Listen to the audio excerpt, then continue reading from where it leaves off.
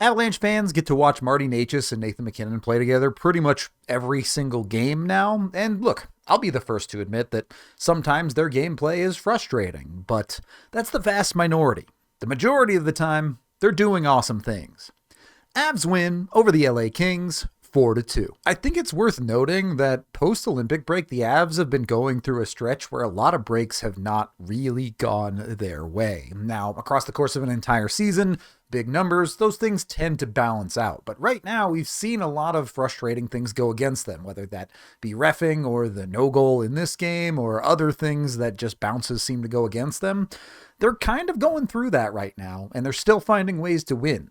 That's a sign of a good team. The Avs had the potential to make this game a comfortable one for themselves. Now, that didn't come to fruition, but the Avs still did what they needed to do. Yes, some of the goals against, in fact, both of the goals against them in this game were absolutely their own fault. That's on Colorado to play better and do a better job. But also, for a game that I found frustrating, the Avs never trailed in this game. They were never at threat of losing it. They spent about half the game tied and about half the game leading. And I do think this game shows the importance of playing from ahead. The Avs score first less than 5 minutes in. This play starts with an error from LA. They get the offensive zone, but an errant pass allows the Avs to jump on it and get going up the ice. Landy nicely finds Necas in the middle, and the Avs are off to the races. This should be a 2-on-2 if you're able to get back and defend, but you're not keeping up with Nathan MacKinnon, so it becomes a 2-on-1 as Necas gets the space on his side and forces the defender to him. He's able to hit the nice pass across to MacKinnon in space, and MacKinnon doesn't hesitate here. I don't think this is a particularly special shot from Nathan MacKinnon, but it's one-timed, and it's good enough to force the goalie to make a save, which Anton Forsberg does not. This was the first sign that the Avs top line was firing on all cylinders in this game, and they really were. Yes, it's imperfect. Yes, sometimes they make a bad pass or a turnover. But ultimately, they're some of the highest skilled players in the world, and you have to trust them to get the job done.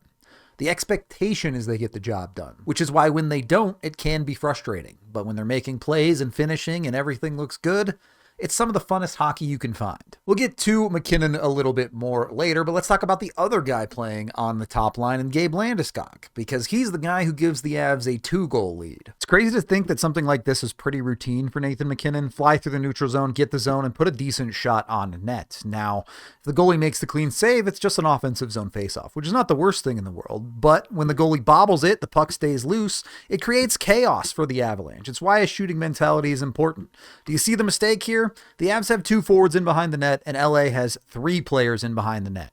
If the Avs are able to get this puck out of this area, LA's in trouble with their defensive structure, and that's exactly what happens. It just gets thrown out to space, but LA has no one that can contend. In fact, on that side of the ice, they have no one below the bottom of the circles. That's bad defense. What Marty Necas and Nathan MacKinnon can do together if you get this. That sets up room. Burns takes his time, gives Landy a puck in the middle, shooting from the middle of the ice. Avs do more of this. It's a really nice shot from Landy, and the Avs are up 2. I think Marty Necas has kind of stolen the headlines back from the Olympic break, where he's probably been the Avs' best player, so fair enough. But with a 3-point night in this game, Gabe Landeskog now has 5 points in the 4 games back from the break. He's quietly been very, very effective for Colorado back in that top line role, and it's great to see him get one in the back of the net. Just his 8th goal of the season. A place where if the Avs start getting more goals out of Landy, that's a big pickup for them as far as actual goal production in their top 6. So the best the Avs have been set up through a first period in a very long time. A 2-goal lead and you're feeling comfortable. Hi, Editing Rudo here. I completely forgot to mention Arturi Lehkonen got hurt in the first period of this game. That did happen, and that's very bad. Obviously, we don't know the extent of the injury yet, but definitely going to be a problem for the Avs going forward if Lehkonen misses some significant time. So, yeah, the Avs won, but that definitely hurts. To that point in the first, LA really hadn't even been all that dangerous in the offensive zone. It felt like complete control for the Avalanche. And then Josh Manson takes a penalty. Look, was it a bit of a cheap call? Maybe. But the Avs have taken far too many penalties since returning from the Olympic break. Now, this would be the only power play they give LA in this game, so a credit for getting a handle on it. But the one power play they give them immediately scores. Not really much to break down here for the Avs other than pretty brutal puck drop. Look at that thing skittered all the way over to the side where you think the Avs should be able to win it from there, but They don't. Kings get it set up. Honestly, I don't have a problem with the Avs defense here. Everyone marks up and takes their guys. It's just a shot that comes from out high. Corey Perry puts a good screen on it. It's going to hit some stuff in front, and that happens. What's the best way to kill a penalty? Say it with me. Don't take one. This still ends up being a winning period for the Avalanche, especially on the road. You'd be happy to be up by one after the first, but giving up a late power play goal like that definitely leaves a bit of a sour taste in your mouth. The second period was honestly pretty mucky to start. LA was really grinding things up, and neither teams were finding a lot of generation on the offensive side through the first portion of the second. The Avs should have scored the next goal and made it a 3-1 game. A puck gets shot on net, it comes loose, and Marty Necas cleans up the rebound. There was zero doubt about Necas having a free goal here. Unfortunately, the ref thought that Anton Forsberg had sealed up the puck and blew the whistle almost instantly when it touched him. The puck was loose, and it does not count because the play was blown dead. Those are the type of tough calls, breaks, bounces, whatever you want to call them, that the Avs have run into a lot lately. And while the Avs would ultimately overcome this thing going against them, in the immediate of the second period, it felt like that certainly deflated them a good bit. It created the one portion of the second period where the LA Kings actually played a little bit of offense, and that offense turned the game into a tied one. LA getting some extended zone pressure. The Avs didn't chase in their own zone much in this game, but on this shift, they definitely do. It feels like they're a little discombobulated and just a step behind the play, and things get a little bit chaotic in front with the switch out high. The Avs need to mark up some guys, but no one's covering the puck carrier. So you would understand these two players taking each other, but sprinting out to take the puck carrier leaves Parker Kelly on the backside of this play, and he's just not able to get engaged with the defense and put himself in a good position, so the backdoor pass is able to get through him and connect perfectly.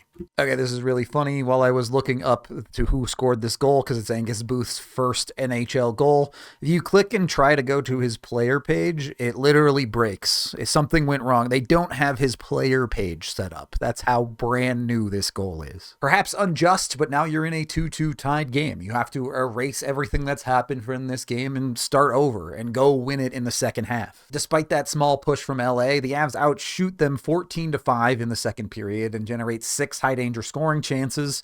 They just don't seem to be going in. The Avs hit multiple posts. They beat Anton Forsberg multiple times, but it either got called back or squibbed through him and didn't go in the net. Feels like the Avs were doing a lot right, and the frustration was they weren't getting rewarded for it. Some nights this season, that has been a case of maybe the Avs aren't creating enough high danger, maybe the Avs aren't doing the little details, but this game, it felt like they were doing all of those things, and it still wasn't going their way. I thought the third period was the best period of this game. A good bit of back and forth. The Avs were still better at 5-on-5, but the Kings were throwing punches and mucking up the defensive zone and making the Avs' life hard to get this win. I will say at times it felt like LA was playing with a lead in a 2-2 game, maybe sagging off defensively a little bit too much. But hey, that's something the Avs should be able to punish. In stretches like this, where things aren't going a team's way, it becomes even more important that it's their superstars that are able to step up and get the job done. Of course, you would take it from anywhere, but the superstars are there for a reason, and with 5 minutes left to go in the game, it's superstar time. At this point, the Avs top line has already been buzzing in the offensive zone, and you can see how the Avs have taken over the possession metrics of this game. Taves is able to go across to Makar. Makar kind of crosses the zone and creates a ton of space before a lead for Taves, which is really just to set it up for MacKinnon to go with speed. And you step through this offensive zone, and you watch guard MacKinnon? I mean, I don't know. You don't want to just give him that lane. A little discombobulation from the Kings in the middle of their zone, and that's enough. MacKinnon immediately takes the space. Really good read from Taves to go to the backside where you have all this open room to work with, and trust that MacKinnon will get the job done. This lane is closing in a hurry, but MacKinnon is able to slip the puck through, and Taves finally finishes one. That right there is Nathan MacKinnon. He is entirely capable of making that play. Yes, it's great work from Taves on the backside of it, and yes, the entire setup of the shift was good from all of the Avs top guys. And yes, sometimes MacKinnon likes to make that play too often. Sometimes he tries to force it. A lot of times it doesn't work, but it works often enough, and it works in the big situations, and that's why he's Nathan MacKinnon and nobody else is. Also great that Devon Taves is the one scoring the goal, just his second goal of the season and his first real goal of the season. The cohesion of the Avs top 5 was the special stuff tonight. Between MacKinnon, Necas, Landy, Makar, and Taves, Those are the type of guys that will take the Avalanche anywhere they want to go. It's easy to forget. I certainly forget sometimes that watching these players is a privilege and incredibly fun most of the time. Even if there are annoyances and frustrations, you got to remember, that's the stuff I love about hockey. The Avs would pick up an empty netter with just a few seconds left in the game that felt like a balancing of the scales. Necas was the man who should have got the goal that did not count earlier in the game. He's the guy who picks up the empty netter, and it just so happens to come on the power play. Look, does an empty net goal save the power play and fix all of their problems? No. But I also think it's safe to say the Avs probably deserve a couple of cheapy power play goals. The goal they scored the other night just after a power play expired, for one, but also some quality play that hasn't been rewarded. I'm not here to tell you that the Avs power play has been good. It hasn't. But statistically speaking, it has to get better by some fluky or lucky or just easy stuff. They're just due in certain ways. The Avs moved to 3-1 on the post-Olympic break schedule, going through a grueling one, and let's be honest, tomorrow's going to be tough for them, but they've done a really good job across of a really tough stretch here. Guys like Necas and MacKinnon leading the way is the reason they're getting through this successfully, and it's enjoyable. I'll leave it at that. That is the end of this game video review. Thank you for watching. I am Rudo, and the Avs are still really good.